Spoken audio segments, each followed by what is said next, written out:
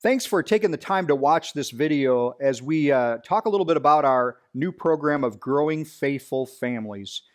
So the reason we have kind of dipped into this a little bit more is because, of course, the pandemic has changed ministry a little bit, and we've done a lot more stuff that's been online, and that's been intentional so that you could continue to have Sunday school or a preschool chapel or those types of things right from the safety of your home.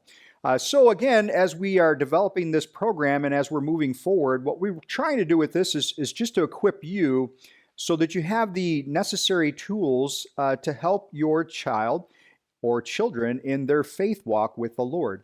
So again, it's very important that we see and understand that most studies will tell you that basically children are going to take their lead in their faith life from their parents. So you do play a very, very crucial role in that. And the good news is that God has seen that you are able to do this, otherwise he wouldn't have blessed you with those little ones too. So know for certain that God knows that you're equipped, and we want to walk with you and make sure that you feel equipped to be able to help your child in their faith walk. So again, Deaconess Kim is going to walk you through a few of the newer things that are involved in this program. So hopefully you take some time to listen in on those particular areas, especially as they relate to your child. Thanks again for tuning in. Hi, I'm Deaconess Kim, and I'm going to be giving some information about Growing Faithful Families, which is a new resource sponsored by the elders at St. Stephen to help you as parents to really be building and nurturing the faith of your children at home.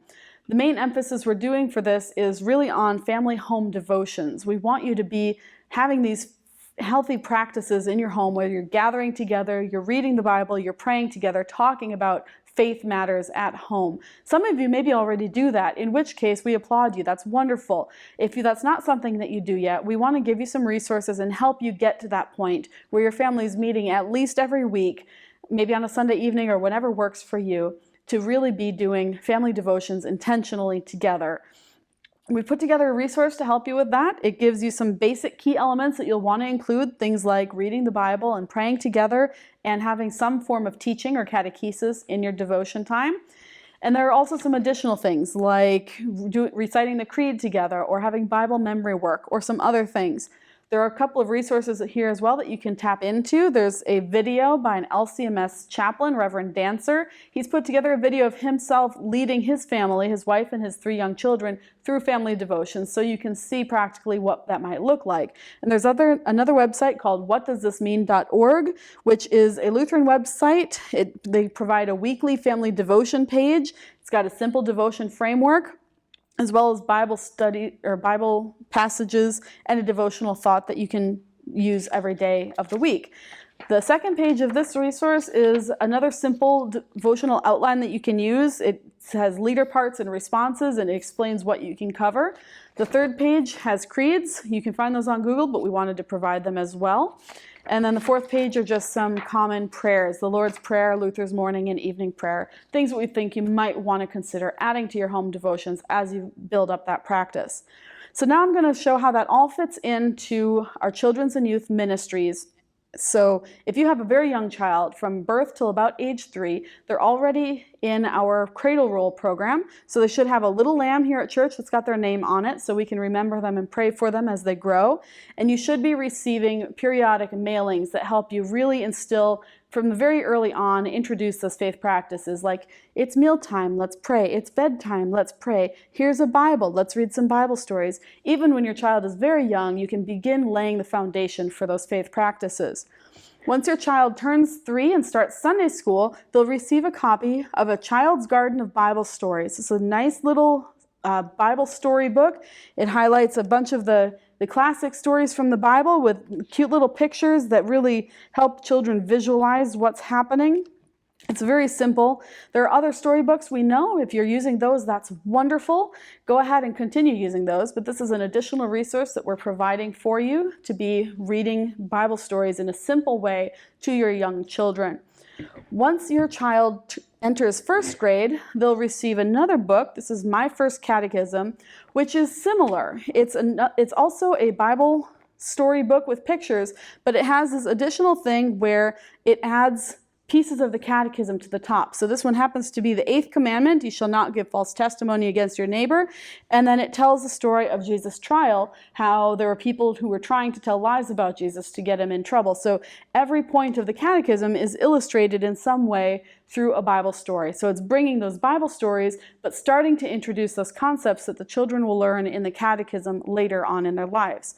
So both of these are something that the elders are sponsoring, and they come with a monthly check-in email. We really want to be checking in with you, giving you support and encouragement, also a little bit of accountability. So you'll be receiving an email once a month from the church. It'll have a quick little form for you to check in with. If you've got a younger child, we'll just say, what Bible stories have you been reading? We're curious, does your kid love Jonah and the whale, or David and Goliath, or Jesus walking on the water, and you've read each of those stories like a dozen times?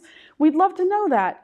Or if they pick a different story every time. If there are other books that they're reading that they really are engaging with, let us know what is working. If you've got an older child, it's a little more structured. We're asking you to do 2 of these every month. We've got it laid out, so you'll get through this whole book in 4 years, from 1st grade through 4th grade. And so you'll get an email that says, hey, these are the lessons that you should cover this month. And these are the ones you should have covered last month. Did you get them done? We just want to check in, see how you're doing, and encourage and support you, give you that accountability. If we don't hear from you, either myself or one of the elders will most likely give you a call or an email. Just check in, see how you're doing. Is there something else that would work better? Is there a way, how can we equip you as parents to be building these faith practices? You can use these storybooks and the First Catechism during your home devotions. You can do it as part of bedtime, whatever works for you. But we want to come alongside you, give you accountability and some resources to really make that a normal part of your family's life. Now, once your child enters 5th grade, they'll receive their own student Bible. And during Sunday school, they'll be doing a Bible overview. So all of the lessons that they've been reading and hearing in Sunday school show how it all fits together. And that's what they'll be doing in 5th grade. And that's a preparation for confirmation, which then begins in 6th grade. Our 6th graders will receive a catechism and a catechism workbook, which they'll be using then throughout middle school as they really dive in deep to the catechism and understand the basic foundations of our faith, how the teachings of the Bible have been condensed in a simple way to remember. And that's all preparation for confirmation, which happens in 8th grade. So that takes us through our children's and youth ministries from birth through 8th grade. We at St. Stephen really want to support and encourage you as parents to be equipped to nurture your children's faith through growing faithful families.